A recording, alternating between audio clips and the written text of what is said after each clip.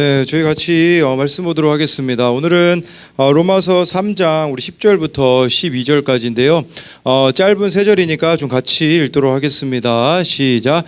기록된 바 의인은 없나니 하나도 없으며 깨닫는 자도 없고 하나님을 찾는 자도 없고 다 치우쳐 함께 무익하게 되고 선을 행하는 자는 없나니 하나도 없도다 해서요. 오늘 말씀 제목은요. 우리 오늘은 제거하기. 그래서 죄를 제거하기라는 이 제목으로 같이 좀 말씀을 나누도록 하겠습니다. 지난주에 우리 또 지은 쌤이 또 이렇게 말씀을 나눠주셔서 저도 이제 청소년부를 이제 그만할 때가 되지 않았나라는 생각을 그냥 한번 해본 소리고요. 어딜 가겠습니까? 저도 항상 이 자리에 있어야죠. 제 자리가 좀 위태롭더라고요. 그래서 우리 지은 쌤 제일 기억에 남는 것은 원래 이상형은 서인국이었다. 근데 우리 백성호를 만나게 되었고 선생님 백성호 쌤이죠. 우리 백성호 선생님 이상형은 누구였냐면 밥 잘 사주는 예쁜 누나였대요. 근데 어떻게 잘 사주나요 밥? 네, 같이 내요. 더치페이 하는, 동네 누나인가요? 장난이고요. 이게 하나님이 다 정해주신 짝을 만나는 게 가장 아름답다. 이걸 아셔야 돼요. 저도 이 얘기를 듣는데 생각나는 게 있었어요. 제가 20대 때는 한 10kg가 제가 빠져있는 상태였거든요. 근데 이게 결혼하고 나서부터 이제 10kg를 쪄가지고, 결혼하기 전에는 좀 제 입으로 말하기 좀 부끄럽지만 이제 주변에서 저보고 이제 샤이니 태민을 닮았다 그랬는데 결혼하고 나니까 소리 삼아 뭐라는 줄 알아요? 퇴민이래요. 퇴민 저보고 그렇게 얘기를 했고 저도 소리 삼아 결혼하기 전에는 수지 좀 닮았다는 얘기를 하지만 지금은 다른 수지가 되었다 이제 이렇게 바뀐 걸 보니 죄인이 맞습니다. 결혼하기 전에는 이렇게 보였는데 결혼하고 나니까 이렇게 보이는 이런 저도 죄인이고 소리 삼아도 같이 죄인이다라는 사실이에요. 어제 우리 주희로부터 우리 주희 동생이 이제 주희 보고 이제 사랑해 이제 희재가 그랬대요. 그랬더니 우리 주희가 좀 역겹다고 이렇게 이야기를 했는데 그 이유는 주희가 이렇게 얘기했어요. 목사님 아무래도 희재가 제 아이패드를 쓴 것 같아요. 그래가지고 제가 희재한테 물어봤거든요. 너 누나 거 아이패드 썼니? 그랬더니 맞아요 그러더라고요. 역시 우리 모두는 죄인입니다. 오늘은 이 죄를 제거하기 위해서는 먼저 내가 죄인임을 알아야 된다라는 사실이에요. 로마서 우리 3장 10절 같이 읽어볼게요. 시작. 기록된 바 의인은 없나니 하나도 없으며 이게 무슨 말일까요? 다 죄인이다라는 뜻이에요. 이 중에 의인인 사람 아무도 없다라고 하는데 기록된 바라고 나와 있다라는 건 무슨 말이겠어요? 기록된 바는 성경의 기록에 의하면 모두가 다 죄인이다라는 거죠. 그러면 저와 여러분들이 성경을 많이 읽으면 많이 읽을수록 어떻게 돼야 될까요? 내가 죄인이라는 것을 알고 겸손해져야 되는데 교만해지는 사람들이 엄청 많아요. 막 성경 몇 독했냐? 막 이런 거 물어보세요. 그래서 막 어느 교회는 막 장로님이 성경을 100독을 하셨대요. 100독. 여러분 창세기부터 요한계시록까지 100번 읽었다는 뜻이거든요. 그래서 전도사님이 딱 그 교회 왔대요. 그랬더니 제일 먼저 물었던 질문이 그거라고 하더라고요. 성경 몇 독 하셨습니까? 이런 걸로 이야기하는 거. 사실 100독 하면요 그냥 그거 티 안 내도 저는 티가 날 거라고 생각을 하거든요. 말씀을 제대로 읽었다면. 그러니까 의인은 없고 하나도 없는데 우리는 마치 내가 의인이라고 착각하는 경우들이 너무나도 많다라는 것이에요. 마가복음 2장 17절에 예수님이 이런 말씀을 하셨거든요. 우리 같이 읽어볼게요. 시작. 예수께서 들으시고 그들에게 이르시되 건강한 자에게는 의사가 쓸데없고 병든 자에게라야 쓸데가 있느니라. 나는 의인을 부르러 온 것이 아니요 죄인을 부르러 왔노라 하시니라. 예수님이 이 땅에 오신 목적은요 죄인을 부르러 오셨다고 했지 의인을 부르러 오신 게 아니라고 하였어요. 그러니까 그러면 우리가 죄인이라는 게 왜 중요하냐면요.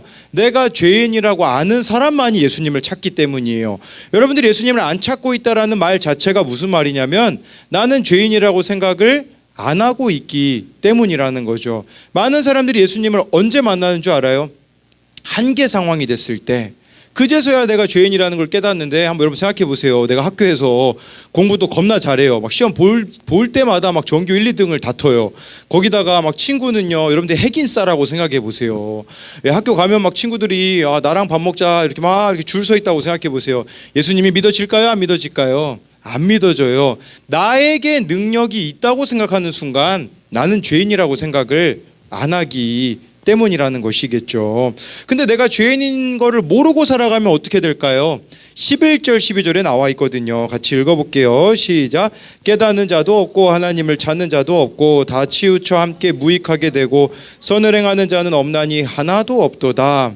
예, 깨닫는 자도 없고 하나님 찾는 자도 없는데 저는 이 말씀을 봤을 때 떠올랐던 이미지가 있어요. 그것은 코끼리 말뚝이론이라는 게 있대요. 이것은 서커스의 이 코끼리를 쓰려면요, 어릴 때부터 말뚝에다가 묶어 놓는 거예요. 그러면 이 코끼리가 어린 시절에는 힘이 없잖아요. 그러면 그 말뚝을 처음에는 막 힘을 줘서 이렇게 벗어나려고 하는데 안 되겠죠. 근데 코끼리가 이제 커지잖아요. 그럼 말뚝이 원래 말뚝 크기가 저 조그만한 건데 지금 이 큰 코끼리는 자기 힘만 쓰면 이 말뚝을 뽑을 수가 있거든요. 근데 안 뽑는다는 사실이에요. 왜냐하면 그게 전부인 줄 아니까. 여러분, 하나님 모르는 삶은요, 이와 마찬가지예요. 내가 보는 게 전부인 줄 알아요. 내 생각이 전부인 줄 알아요. 내가 이겨낼 수 있거든요. 이 말뚝과 같은 문제들이 있을 때 충분히 이겨낼 수 있는데 나는 안 될 거야 라고 하면서 자포자기 하는 경우들이 너무나도 많다라는 거예요. 이 조그마한 말뚝을 벗어나지 못하는, 이게 바로 죄인임을 깨닫지 못하는 인생이다라고 할 수가 있는 거죠. 그러니까 자꾸 매이는 삶을 살아가게 될 거예요. 자유해지는 게 아니라 인간관계에 매이고 또 여러 가지 여러분들의 발목을 잡는 것들이 많아지게 될 거라는 것이겠죠. 여러분, 원래 이 죄라는 단어가 관역을 빗나가다라는 뜻을 가지고 있어요. 무슨 뜻이냐? 원래 우리 인생은 관역을 맞추도록 만들어졌거든요. 근데 이제는 하나님이 원하시는 그 관역을 맞추는 삶을 벗어나서 살게 되었다라는 의미도 있겠지만 그런 의미도 있어요. 12절 말씀처럼 치우쳐서 살아가게 되어진다. 그게 관역을 빗나가는 거나 치우쳐 살아가는 거나 같은 의미가 아니겠어요. 그러니까 이것은 치우친 생각을 하는 거예요. 하나님보다도 내가 더 똑똑하다고 생각하기 때문에 하나님에 대하여서도 의심을 갖는 거죠. 그래서 처음 예수님 믿는 아이들에게 제가 제일 먼저 드는 질문은 이거예요. 하나님은 도대체 선악과를 왜 만드셨습니까? 이거거든요. 왜 그런 줄 알아요? 이런 생각이 있는 거예요. 하나님이 저거 인간 일부러 저거 죄짓게 하려고 거기 선악과 만들었다라고 생각하거든요. 근데 동산 중앙에 선악과만 있었을까요? 생명나무도 있었어요. 그걸 아셔야 돼요. 그러니까 생명나무도 중간에 있었거든요. 근데 여러분, 만약에 하나님이 선악과 안 만들었다라는 건 인간을 하나님이 어떻게 만드셨다라는 뜻일까요? 로봇으로 만들었다라는 뜻이거든요. 선악과 자체를 만든 것은요, 하나님이요, 이거예요. 야, 너 99가지 해도 돼. 근데 이거 한 가지는 하면 안 된단다. 왜 그러냐면 네가 이 한 가지 하지 말아야 되는 이유는 내가 너의 인생의 주인이기 때문이야. 이거만 잊지 않으면 돼. 이거였거든요. 그럼 우리는 근데 99가지 누리는 걸 생각 안 하고 한 가지 하지 말라는 거, 그것만 생각하는데 치우친 생각을 가지고 있는 것이겠죠. 여러분, 이렇게 선악과를 있는데 내가 이걸 안 따먹음으로써 내 자유의지를 통해서 하나님을 사랑하는 걸 원하셨거든요. 선악과 자체가 없어 봐요. 그냥 로봇인 거예요. 우리는 내가 하고 싶은 걸 하지도 못하고 그렇게 살아가는 것이라고 볼 수가 있는 것이겠죠. 근데 하나님을 알게 되어지면요, 다르게 생각이 되어지더라고요. 치우친 생각이 바로 잡히게 되는 것 같아요. 어제 어느 청년과 잠깐 전화로 대화를 나눴는데 가족 중에 좀 정신병으로 고통당하시는 분이 있다고 해요. 근데 처음에는 이해가 안 됐대요. 죄를 많이 지어가지고 이런 일이 있는 건가? 근데 그 청년이 성경을 읽었는데 깨닫게 된 게 있다고 하더라고요. 요한복음 9장 2절 3절 말씀을 같이 읽어볼게요. 시작. 제자들이 물어 이르되 라삐여, 이 사람이 맹인으로 난 것이 누구의 죄로 인함이니까? 자기이니까 그의 부모니까? 예수께서 대답하시되 이 사람이나 그 부모의 죄로 인한 것이 아니라 그에게서 하나님이 하시는 일을 나타내고자 하심이라. 예수님 당시에 어떤 맹인이 있었대요. 앞을 못 보는 사람이었어요. 그러니까 물어보는 거예요. 제자들이, 예수님, 저 맹인 죄 많이 지었기 때문에 지금 맹인 된 거 아닙니까? 아니면 부모가 죄를 많이 지어가지고 맹인으로 태어난 겁니까? 라고 했을 때 예수님이 말씀하시는 건 죄 때문이 아니라는 거예요. 죄 때문이 아니라 하나님이 하시는 일을 나타내고자 하심이다 라고 말씀해 주고 있는 것이겠죠. 그러니 하나님께 영광 돌리기 위하여서 허락된 것이라는 거예요. 죄를 많이 지어서 그런 일이 당하는 게 아니라, 죄를 많이 지어가지고 내가 이런 부모를 만나고 이렇게 태어났거나 그런 것이 아니라, 그 가운데 하나님이 여러분들을 통해 하시고자 하는 일이 있기 때문에 허락하셨다라는 거죠. 그런 관점으로 보면 하나님이 여러분들을 미워해서 그렇게 하신 게 아니라 사랑해서 그렇게 하셨다라는 거예요. 이 치우친 생각을 돌려놔야 된다라는 말이에요. 우리는 내 중심으로 생각하기 때문에 하나님이 틀렸다라고 생각하는 것이 너무나도 많다라는 것을 알아야 한다라는 거죠. 어제 제가 여기 사진에 이렇게 했네요. 어제 밤에 이제 제가 이제 주일학교도 이제 이번 방학 동안에 설교를 맡게 돼가지고 더 부지런해졌습니다. 그래서 어제 밤에 소리 사모가 이제 설교가 없다 보니까 막 자꾸 옆에서 빈둥빈둥 거리더라고요. 제가 거슬려가지고 빨리 들어가서 자라. 그랬더니 예찬이를 이제 씻기고 빨리 자라 그랬더니 그냥 눈 감고 이렇게 자더라고요. 그래서 중간에 깨웠죠. 빨리 예찬이 씻기고 들어가서 자라. 그랬더니 이제 소리 사모가 꿈에서 깨더니 나 꿈에서 지금 책 읽고 있는데 거의 다 읽었어. 조금만 기다려 하고서는 제 말 안 듣고 다시 자더라고요. 그랬더니 진짜 어이가 없어가지고 강예찬이 그 옆에 같이 눕더니 자기도 이렇게 자는 척을 해요. 그래서 예찬아 일어나라 그랬더니 아빠 나는 꿈에서 유튜브 봤어 이제 그러더라고요. 그래서 걔가 안 그래도 생일 때 저보고 이제 핸드폰 사달라 그랬더니 예찬아 너 꿈에서 핸드폰 하면 되니까 이제 안 써줘도 되겠네. 그랬더니 표정이 안 좋아지더라고요. 또 게임기 사달라고 했거든요. 너 꿈에서 게임하면 되겠다 예찬아 그랬더니 바로 일어나서 씻더라고요.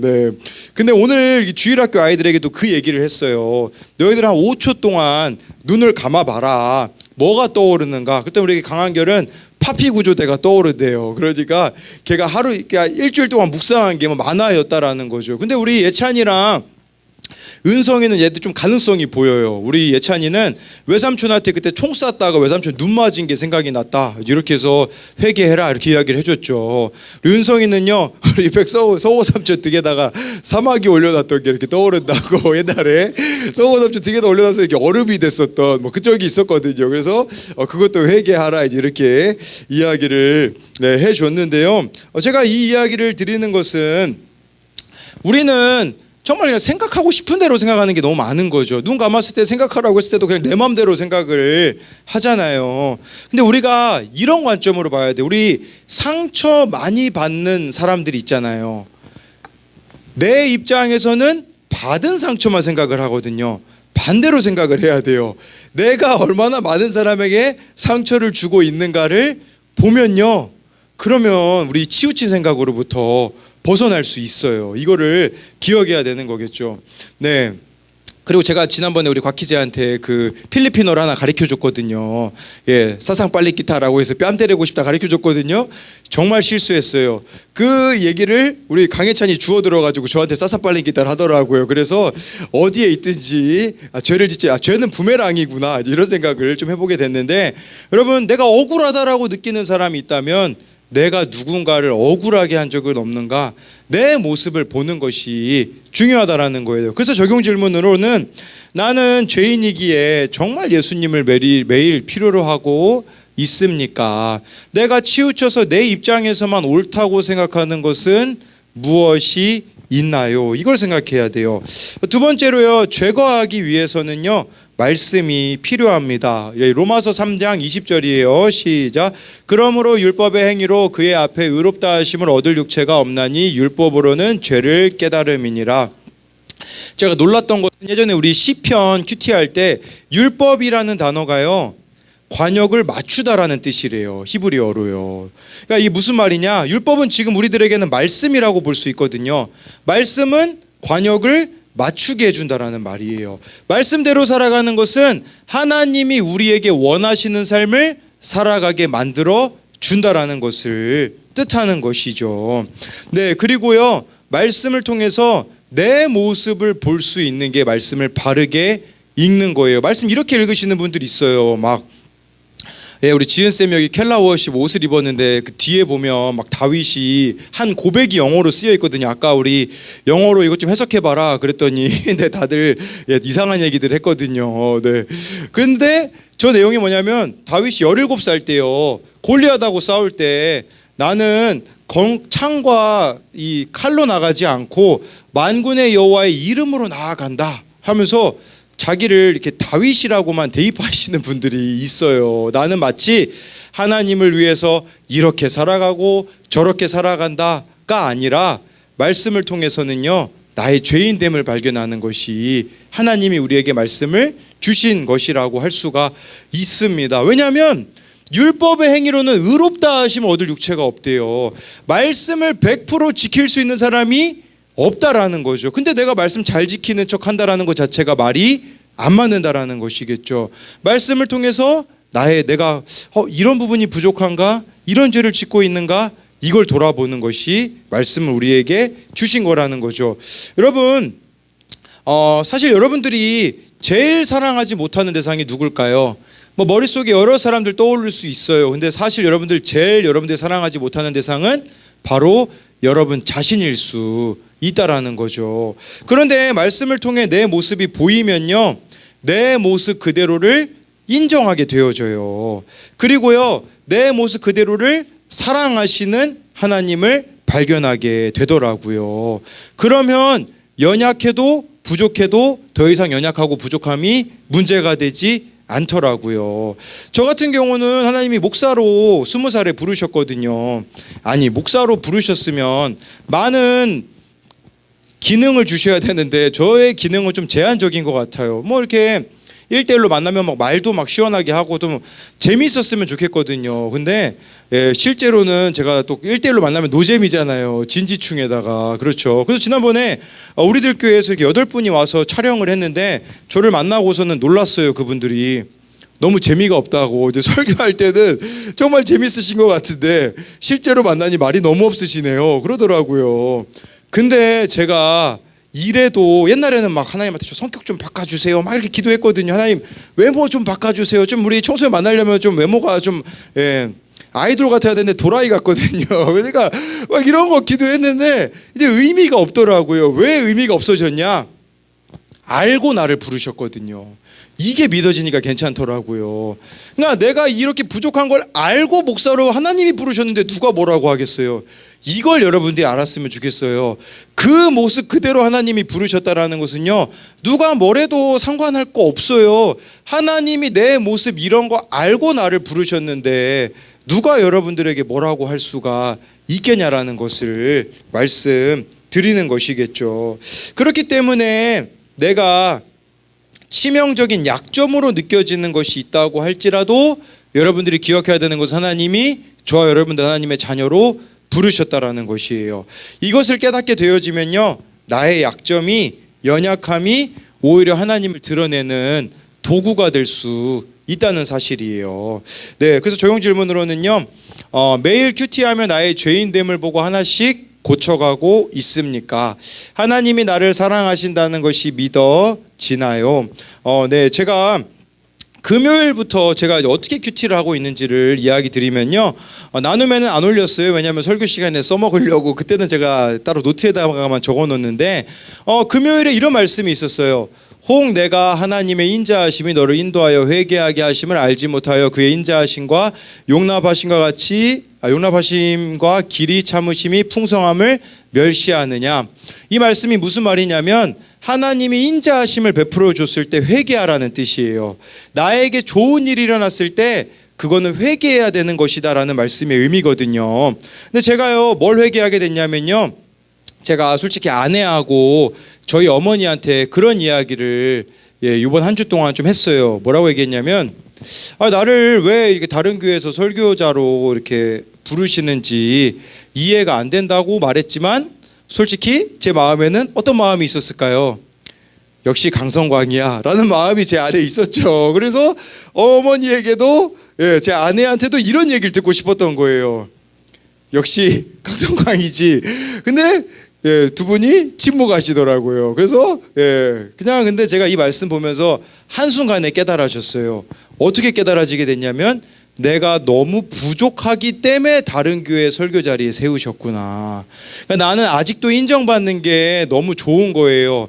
내가 이렇게 연약한 걸 알기 때문에 하나님이 그 자리로 불러주셨다라는 것이 깨달아지니까 어떻게 됐을까요?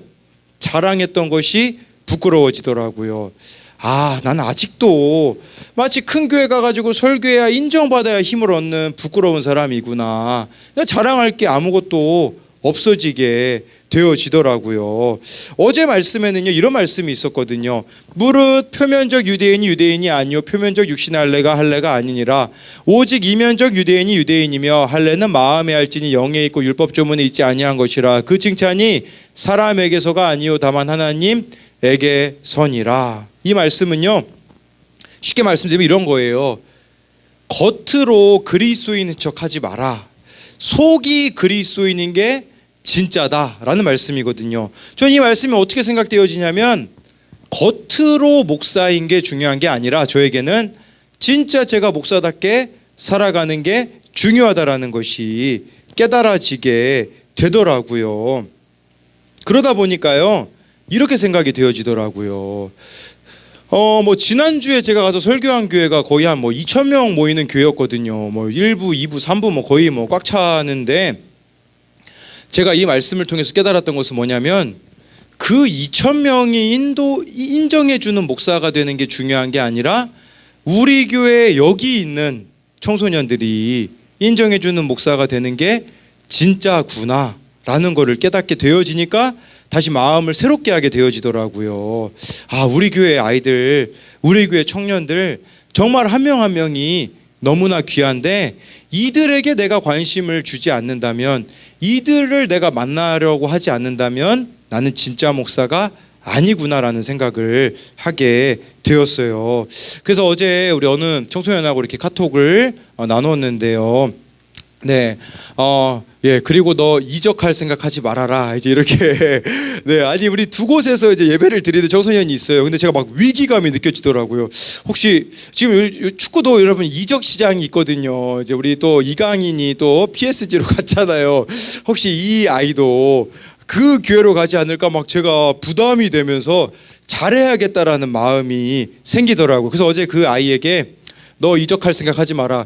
지구 끝까지 따라간다. 이제 제가 어제 이렇게 카톡을 보내면서 내 옆에 또 그런 이야기를 했어요. 이 아이에게 항상 함께 해줘서 고맙다라고 이렇게 이야기를 해줬거든요. 제가 처음 들어보는 말이었던 거죠, 저한테. 그랬더니 예 하고 질문, 예, 저 카톡에 안 보이는데 예 하고 물음표 예가 써 있어요. 예 하고 물음표도 아니라 물음표 예가 써 있거든요. 그래서 네, 목사님이 이제 잘하겠다. 뭐 이제 이런 이야기를 했거든요. 네, 그리고 또 오늘 말씀 보면서 그런 생각이 들었거든요. 기록된 바 의인은 하나도 없다라고 했잖아요. 이 의인이 하나도 없다라는 그 말씀이 저에게는 어떻게 다가오게 되어졌냐면요. 사실 제일 미움을 두 가지가 생각났어요. 하나는 청소년들에게 난 할 말이 없다였어요. 네, 왜 그러냐면 그러니까 우리가 이게 착각하는 게 뭐냐면 지금 모습으로 다른 사람을 보는 것 같아요. 지금 내가 좀 하나님 앞에 서 있는 것 같거든요. 35살 목사 강성광으로 청소년을 보면 답답할 수 있겠죠. 근데 내가 청소년일 때 모습을 생각해 보니까요, 여기 있는 애들 중에 솔직히 저보다 이상한 애는 없는 것 같더라고요. 막 남의 집에 가서 막 라카로 막 이렇게 이상한 말 막 써놓고, 예, 막 폭죽 막 이렇게 설치하고 다녔던, 나보다 심각한 애는 없구나, 그렇게 생각이 되어지니까 아, 우리 아이들이 정말 귀하구나라고 바뀌게 되어지더라고요. 또 한 가지는 제가 목사로 살아가면 제일 힘든 게 뭐냐면 미움을 많이 받아요. 왜냐하면 저는 해야 될 말들을 또 해야 될 때가 있거든요. 안 그러면 이 교회 공동체가 바르게 서지 못하기 때문에 이 이야기를 했을 때 받아들여주는 사람이 있으면 너무 기뻐요. 근데 대부분은 어떻게 해야 되는 줄 알아요? 막 욕을 엄청 먹어요. 막 제가 진짜, 예, 막 이런 말까지 들어야 돼? 그러면 제가 막 고민이 되는 거예요. 아, 이런 얘기 해줘야 되나, 그냥 넘어가면 안 되나, 그냥 이 누구에게도 말할 수 없는 그 고민이 있는 거죠. 미움 받아야 되거든요. 제가 목사로 살아간다는 거는요, 예, 어른들에게도 미움 받을 일이 때로는 있고요. 네, 그런데 뭐가 생각났냐면요, 그게 생각나더라고요. 제가 옛날에 부목사님에게 인정 안 해준다고 막 필리핀에서 부목사님 집에다가 폭죽 설치하고 도망갔던 사람이잖아요. 근데 이렇게 생각이 되어지더라고요. 내가 아무리 미움을 받아도 있잖아요, 우리 집에 지금까지 폭죽 설치한 사람은 없거든요. 5층에 막 누가 저 밉다고 막 폭죽 설치한 사람은 없고, 막 우리 교회 앞에다가 폭죽 설치한 사람 없거든요. 그 모습 보면서 또 제 모습을 보니까요, 싹 사라지더라고요. 서운한 마음이. 야, 내가 어렸을 때 부목사님 너무 미워했잖아. 그걸 생각하니까 누가 나를 미워한다고 해도 더 이상 그 미움이 저에게는 미움이 되어지지 않더라고요. 뭘 말씀드리고자 하는 거냐면, 내가 어떤 사람인지 알면요, 아무도 미워하지 않을 수 있다라는 것을 말씀드리는 것이에요. 정말 제가 그 부목사님 집에 폭죽 설치한 게 또 회개가 되어지면서, 저의 죄인됨을 깨닫고 회개하게 되어지면서 회복이 일어나게 되어지더라고요. 그걸 저와 여러분들이 늘 누렸으면 좋겠어요. 우리 마음 상하게 만든 일들이 얼마나 많이 있어요. 근데 사람들이 나에게 뭐라고 하는지 그거 크게 듣지 마세요. 오늘 말씀에서 나에게 뭐라고 말씀하시는가, 그거 붙잡고 살아가면요, 마음 가운데 응어리도 없게 되어지고, 여러분들 가운데 힘든 문제도 이겨낼 수가 있게 될 것이고, 진짜 말씀을 붙잡잖아요, 하나님이 일하세요. 제가 누리고 있는 유익이에요. 너무 힘들어가지고요, 하나님 제가 그냥 이런 말 하지 말았는 게 나으려나요? 라고 생각이 들 때가 왜 없겠어요. 근데 그런 마음이 들 때 하나님이 일하셔서 다시 회복하게 해주시는 것들이 있더라고요. 그렇기 때문에 외롭더라도 힘들더라도 말씀대로 살아내는 저와 여러분들이 되었으면 좋겠습니다.